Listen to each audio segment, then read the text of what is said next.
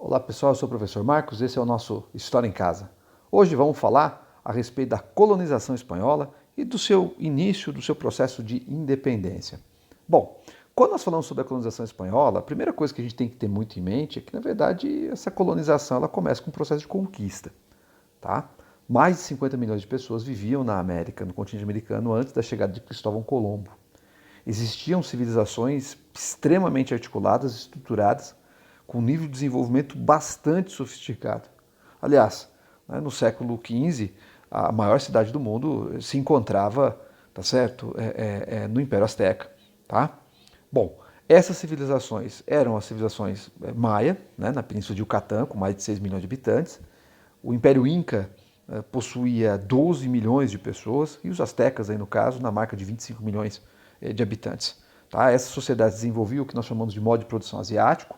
A terra era vista como uma propriedade dos governantes. Tá? Havia um caráter teocrático nessas civilizações e as pessoas sobreviviam nesses territórios através do pagamento de tributos, principalmente vinculados a formas de trabalho compulsório. É como se os habitantes dessas sociedades pagassem pelo uso da terra e da sua sobrevivência através desse trabalho compulsório. Entre os incas, esse trabalho compulsório era conhecido como mitá, e entre os astecas era conhecido como quatequil. Tá? Essas sociedades tinham uma exuberância bastante sofisticada, cada um tem a sua particularidade em si. Quando eu vou falar a respeito dos maias, eles são chamados de os gregos do Novo Mundo, porque viviam em cidades-estado.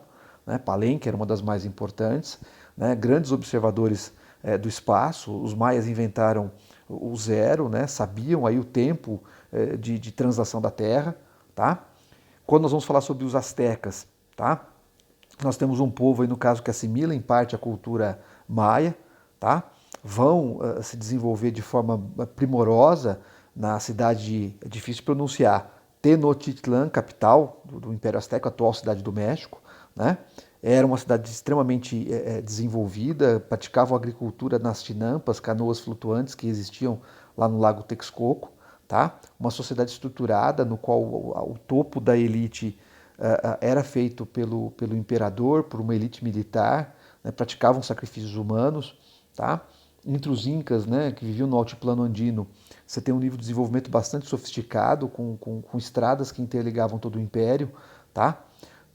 Enfim, cada uma dessas civilizações tem a sua particularidade. E é muito importante a gente saber que essas civilizações vão ser totalmente subjugadas pelos espanhóis. A primeira pergunta que se coloca é como é que os conquistadores, no caso Hernán Cortés e Francisco Pizarro, por exemplo, tá? Lembrar que o Império Inca e o Império Azteca, eles estavam no auge do seu desenvolvimento quando você tem a chegada dos europeus. Como é que eles conseguiram ser subjugados, sendo que os espanhóis estavam em muito menor número? Primeiro, os espanhóis eram muito astutos em se aproximar de grupos rivais àqueles que estavam no poder instituído. Ok?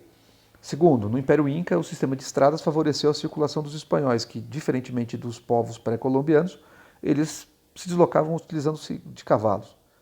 E aí também há, sem sombra de dúvida, a utilização de armas de fogo, tá? Que foi um processo decisivo para que esses povos aí fossem subjugados. É importante citar que o ponto de partida da dominação espanhola na América parte da ilha Hispaniola, onde se desenvolveu depois, posteriormente, o Haiti, e a República Dominicana. Tá? É interessante também notar que a subjugação dessas sociedades vai acontecer no começo do século XV, e é inegável que a conquista de ambas civilizações vai fazer com que os espanhóis tenham acesso a uma quantidade absurda de metais preciosos. A descoberta da América, a conquista da América por parte dos espanhóis, vai provocar na Europa aquilo que nós chamamos de revolução dos preços e, consequentemente, joga por fim, bota totalmente decadência ao comércio do Mediterrâneo. Pois bem, tá? Nós temos um mapa que mostra a localização dessas principais civilizações. Os maias nunca tiveram uma unidade política, essa unidade política é percebida no Império Inca e no Império Azteca. Tá? Modo de produção asiático, isso também é um aspecto importantíssimo dessas civilizações. Mas o fato é que você vai ter um processo de extermínio desses povos em si. Ok? Trago um fragmento muito importante de um frei dominicano chamado Bartolomeu de las Casas, que assim descreve a conquista espanhola da América.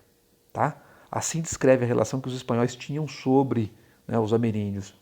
Sobre esses cordeiros tão dóceis, os nativos, Tão qualificados e dotados pelo seu Criador, como se disse, os espanhóis se arremessaram no mesmo instante como leões e tigres cruéis, há muito tempo esfaimados, de 40 anos para cá, e ainda hoje em dia, outra coisa não fazem ali senão despedaçar, matar, afligir, atormentar e destruir esse povo, por estranhas crueldades, como vos farei ver depois. De tal sorte que de 3 milhões de almas que havia na ilha espanhola e que nós vimos, não há hoje de seus naturais habitantes nem 200 pessoas. A ilha de Cuba está hoje como deserta. A ilha de São João e de Jamaica, ambas muito grandes e muito férteis, estão desoladas. O extermínio que se estabeleceu sobre as populações que existiam na América pré-colombiana é um genocídio. E não se dá única e tão somente pela questão da morte através da guerra. Ela também decorreu, né, de algo que a gente vivencia hoje em dia, que está associado à ideia de que como o corpo humano reage ao fato de não ter qualquer tipo de defesa imunológica com relação a certos vírus, a certas bactérias, a certas doenças. Na verdade, muito da população que existia na América antes da chegada de Cristóvão Colombo, da população nativa, vai ser dizimada por doenças como sarampo, né? E principalmente a varíola. Tá? Milhares e milhares, milhões e milhões de indígenas morrem por conta desse processo. Enfim, o fato é que, uma vez dominada a América, nós vamos ter a estruturação da dominação, né? Uma estruturação de poder, aí, de domínio dos espanhóis no continente. Tá? Então, como que se organizava a estrutura administrativa na América Espanhola? No primeiro momento, a Espanha ela dá aos desbravadores, aos exploradores que vêm para cá, o privilégio de exercer um controle sobre as terras conquistadas. É a ideia do adelantado. Com o passar do tempo, quando se descobre a quantidade de metais preciosos no continente americano, você substitui isso por um processo de controle total da Espanha. O governo espanhol vai criar o Conselho das Índias, tá? Respondia diretamente para o rei, era o Conselho das Índias, tá certo? Que exercia o controle militar, da justiça e da economia, tá? No continente americano. E como forma de melhor controlar, tá, esses territórios, o governo espanhol, ao longo da colonização, vai criar 4 estruturas administrativas distintas. São chamados vice-reinos. Quais eram os vice-reinos? Tá? Nova Espanha, onde hoje nós teríamos o México. Nova Granada, onde hoje nós teríamos o Equador, Colômbia, tá? Peru, onde hoje nós teríamos o Peru e parte da Bolívia. E, mais recente, o vice-reino do Rio da Prata, Uruguai, Paraguai, Argentina e uma parte da Bolívia, como vocês podem perceber. E como forma de criar uma estrutura de defesa em relação a esse território que está sendo criado, você vai ter aí, no caso, as capitanias gerais. Guatemala, Capitania Geral de Cuba, Capitania Geral da Venezuela e Capitania Geral do Chile. Certo? A ideia é que esses 4 vice-reinos eram responsáveis pela produção econômica mais significativa. Metais preciosos no primeiro momento e agricultura, tá? Quando fosse possível. Já a ideia das capitanias gerais estão associadas à ideia de defesa. Eram locais de maior conflito com as populações locais e de incursões também de piratas. Ok? Tá? Havia o sistema de porto único, o que significa dizer que cada um desses vice-reinos tinha um local por onde exclusivamente se recebiam todos os produtos e por onde se escoavam todos os produtos. Por exemplo, Nova Espanha, que era o local mais rico da produção de ouro do Império Azteca, você vai ter o porto de Veracruz. Já quando a gente vai falar sobre o vice-reino de Nova Granada, você vai ter o porto de Cartagena. Ok? Depois do Conselho das Índias e dessa estruturação em 4 vice-reinos e 4 capitanias, criadas ao longo do processo de dominação espanhola na América, nós vamos ter a Casa de Contratação. A Casa de Contratação registrava todos os habitantes que existiam aqui. Era ela que fazia o controle das mercadorias e da distribuição de terras. A Real Audiência, né, cuidava aí dos tribunais de justiça que existiam aqui e era ela, a Real Audiência, que estabelecia aí, no caso, o funcionamento desses tribunais de justiça. Uma coisa interessante, tenho que pensar na colonização espanhola da América que a Inquisição, o Tribunal da Inquisição era um tribunal à parte, era um poder à parte que respondia também diretamente ao rei. Ok? E, como exemplo de poder local, nós tínhamos os ayuntamentos, mais conhecidos como cabildos. O cabildo na América Espanhola equivale ao que eram as câmaras municipais na colonização portuguesa, tá? É o poder local. Bom, como é que está estruturada a economia colonial na América Espanhola? Bom, a Espanha é uma metrópole mercantilista e que vai desenvolver, como política mercantilista, o chamado bulionismo. A ideia de que somente o acúmulo de metais preciosos é suficiente para trazer a riqueza e a grandiosidade para aquela sociedade. Sistema de porto único, né, que a gente já comentou, pacto colonial, tudo que os vice-reis e as capitanias precisam recebem da metrópole. Aliás, uma curiosidade, era proibido elas comercializarem entre si nesses territórios. E tudo que elas produzem, evidentemente, vão para a Espanha. Tá? Outra coisa que é interessante é que você vai ter o desenvolvimento na América Espanhola da economia mineradora como principal sustentáculo do desenvolvimento espanhol. Ok? Tá? E é interessante, porque são dois momentos distintos. No primeiro momento, a maior quantidade de metais preciosos que a Espanha vai produzir é no vice-rei de Nova Espanha, tá? Com a extração da produção de ouro. Posteriormente, você vai ter a extração de prata aqui na América do Sul. É só uma curiosidade, né? Quando a gente se refere à Argentina, né? Argentium, né? Em latim é prata, tá? E pelo Rio da Prata se escoava a prata que era produzida em Potosí, o maior depósito de prata da história da humanidade, ok? Mineração, pecuária e agricultura eram as principais atividades. E aí uma coisa muito importante a gente falar e que contribuiu muito para o extermínio das populações locais, diz respeito aí no caso à utilização do trabalho compulsório indígena. A mita, né, como eu expliquei para vocês, na organização das civilizações pré-colombianas, nós tínhamos aí no caso o trabalho compulsório como uma forma da população pagar pelo direito de morar nas terras dos governantes, tá? Naquelas sociedades teocráticas. Coatequil entre os astecas e a mita entre os incas. É muito interessante que o palácio dos vice-reinos e as igrejas foram construídos exatamente em cima dos palácios dos antigos imperadores, dos antigos governantes e em cima dos antigos templos religiosos. A dominação é feita pela cruz e pela espada nesse aspecto. E aí o que acontece? Para a sociedade mais baixa, não houve no primeiro momento, no que diz respeito à apropriação do trabalho, diferença entre os antigos governantes e o que os espanhóis fizeram. Os espanhóis se apropriaram desse processo. Agora, quando eu vou falar a respeito da mita, eu tenho outro conceito que eu tenho que pensar junto, que é encomenda. O que é encomenda? Quem é o encomendeiro? O encomendeiro é o espanhol que tem o direito de, naquele pedaço de terra que ele possui, requisitar o trabalho de quem ali vive. Tá? Era uma política que acontecia no Reino de Castela, desde tempos medievais, em que o dono da terra, vamos dizer assim, tinha o direito de requisitar as pessoas que ali residiam, trabalho compulsório, pelo direito que as pessoas tinham de tirar seu sustento. Agora, no caso, né, a encomenda dava direito ao proprietário daquela terra de requisitar a mita. Pode ser que apareça também um conceito, que é o de repartimento, que está associado à atividade mineradora. Agora, seja como for, o pagamento pelo trabalho compulsório deve ser complementado com o catecismo. Ok? Deve ser completado com o catecismo. Agora, quando a gente vai falar sobre o trabalho indígena, é o trabalho compulsório. Tá? É o trabalho compulsório. Posso chamar isso de escravidão? Muito cuidado. Tá? Muito cuidado. O trabalho compulsório mascara uma forma de trabalho que, na verdade, é quase que de escravidão? É. Falei para vocês sobre Potosí, por exemplo, né? Em 3 séculos de história, Potosí morreram ali 8 milhões de pessoas, segundo Eduardo Galeano. É uma proporção incrível de mortandade, justamente por sujeição a um trabalho terrível que era a atividade mineradora. Agora, o que eu tenho que ter em mente, por conta disso não vai ter trabalho escravo africano? Vai, claro que vai. Quando eu pego, por exemplo, a América Central, Cuba, Jamaica, a população originalmente é praticamente quase que toda afrodescendente. Equador, Colômbia, tá? Mesma coisa, a quantidade de afrodescendentes é muito grande.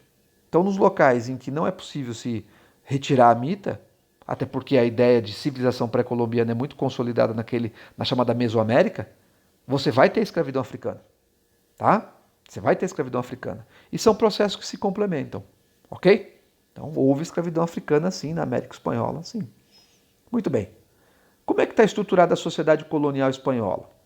Bom, quase 60% da população da América Espanhola, ao longo da história e da colonização, era composta por índios e negros, né? logicamente numa infinidade muito maior do que a da população indígena. 27,5% eram mestiços. A proporção de mestiços na América Espanhola é muito menor em relação à América Portuguesa, porque os espanhóis tentavam a todo custo fazer a chamada limpeza de sangue. Né? Esse negócio de se misturar aí é uma coisa que o português não tinha muito problema, mas para o espanhol tinha. Ele não se misturava. Tá? Agora, quem era a elite dessa sociedade? Esses dois segmentos aqui, chapetones e crioulos. Quem é o chapetone? É o espanhol nascido na Espanha.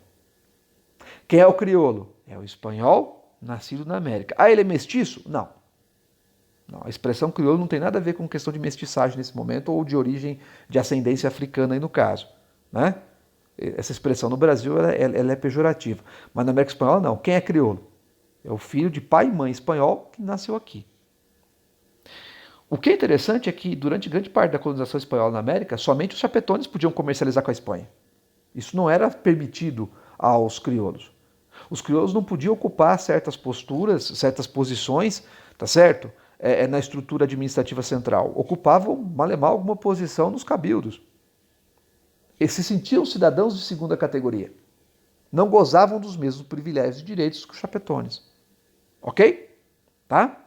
Então é uma sociedade bastante desigual, conforme a gente pode perceber. Tá? E diferente da própria da América Portuguesa, em que não há essa distinção entre o português de Portugal e o português que nasceu aqui. Aliás, se o português quisesse se casar com uma negra e reconhecer os filhos como filhos dele, eles tinham todos os direitos em Portugal. No caso aqui da Espanha, não, a legislação não era universal. Havia essa diferenciação. Ok? Agora, quando é que o Império Colonial Espanhol começa a entrar em crise? Tá? Primeiro contexto, eu tenho que entender que a crise do Império Espanhol ela é motivada por processos que são internos e externos. Internamente, Guerra de Sucessão Espanhola. Tá?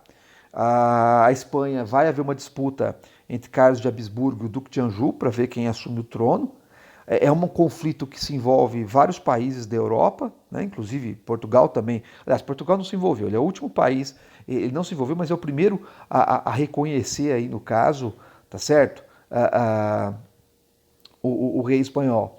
E é interessante que o Tratado de Utrecht, que se seguiu à Guerra de Sucessão Espanhola, deu aos ingleses o direito de praticar o assiento, que era o fornecimento de escravos para a América Espanhola, e o permisso, que era o direito de se comercializar diretamente com as colônias espanholas. É interessante que no século XVIII, pouco a pouco, a Espanha ela vai flexibilizando, vamos dizer assim, o pacto colonial. Tá? Os crioulos puderam fazer comércio direto com a metrópole, os vice-reinos puderam comercializar entre si. E é curioso que é nesse período, mais ou menos, que você tem vários movimentos que equivaleriam ao que foram os movimentos nativistas aqui no Brasil. A revolta com relação à intensificação da exploração que a Espanha vai fazer em cada um dos vice-reinos e das capitanias gerais.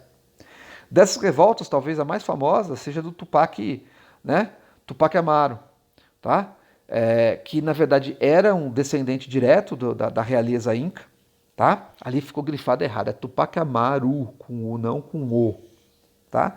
Ele era descendente do último rei inca e liderou uma revolta justamente contra as precárias condições de vida e a intensificação dos impostos sobre as populações indígenas da região do Peru. Ele é preso e é executado ele é supliciado, executado depois de muita tortura. Tá? Assim como a colônia portuguesa, a América Espanhola, né, o governo espanhol reprimia de forma muito violenta qualquer tipo de questionamento à sua autoridade. Tá? E aí é interessante que a partir do reinado do Carlos III, aquele lá de cima, né, você vai ter uma intensificação aí da exploração colonial, né? Ok? O que vai provocar uma certa, né, insatisfação por parte da elite crioula. Agora, o que é interessante é que essa elite crioula também não se aproxima dos setores mais populares, vamos dizer assim. Né? Então, de modo que a posição dela não vai ser aquela posição de alteração e de mudança. Tinha que acontecer um fenômeno externo. E esse fenômeno externo vai acontecer quando nós pensamos, né, no contexto das guerras, né, napoleônicas. Não dá para pensar a independência da América Espanhola sem a gente pensar o contexto da era napoleônica. Nós sabemos que Napoleão, depois que Portugal furou o bloqueio continental, né? Nós sabemos que Portugal foi invadido pela França. Napoleão assinou com a Espanha o Tratado de Fontainebleau. Os espanhóis permitiram que os franceses cruzassem pacificamente o seu território e invadissem Portugal. Posteriormente, como Napoleão não encontrou qualquer resistência em Portugal, ele manda atacar a Espanha. Tá? É interessante porque o rei da Espanha nessa época, em 1808, era Carlos V, que não aceitou o tratado com a Espanha, com o tratado com a França, e abriu mão do reino em favor do seu filho, Fernando VII. Quando Napoleão depois invadiu Portugal e depois invadiu a Espanha, Fernando VII acaba sendo deposto. E aí quem é proclamado rei da Espanha é José Bonaparte, irmão de Napoleão. E aí que a coisa fica interessante, tá? Porque na América Espanhola, o pessoal não vai aceitar José Bonaparte como rei da Espanha. Eles vão se declarar as chamadas juntas governativas, que se formaram a partir dos antigos cabildos, vão se declarar fiéis a Fernando VII. E aí vão se formar três tendências. Uma tendência que tinha total fidelidade a Fernando VII, uma outra tendência que era fiel a Fernando VII, porém queria mais autonomia política, e uma terceira tendência que queria separação total em relação à própria Espanha, ao próprio Fernando VII. Essa terceira tendência é que vai ser a vencedora e é ela que vai dar início ao processo de independência. Ok? E quando você vai discutir a independência da América Espanhola, você tem que discutir a independência de cada um dos vice-reinos e de cada uma das capitanias, para você ter uma visão mais dinâmica. Seja como for, quando a gente vai falar a respeito do início do processo de independência da América Espanhola, isso se associa ao contexto napoleônico e ao fato de que os antigos cabildos não vão reconhecer a autoridade do irmão de Napoleão, do José Bonaparte. Tá certo? Então, Alto Peru, Caracas e Buenos Aires são as primeiras juntas governativas que vão se formar e que vão acabar caminhando para um processo de ruptura em relação à Espanha. Mas isso já é uma outra discussão. Eu sou o professor Marcos, a gente acabou de falar aí sobre o processo, né, de colonização da América Espanhola, nos seus aspectos mais elementares, evidentemente, e como é que se iniciou o processo de emancipação. Até uma próxima oportunidade, espero que vocês tenham gostado. Tchau!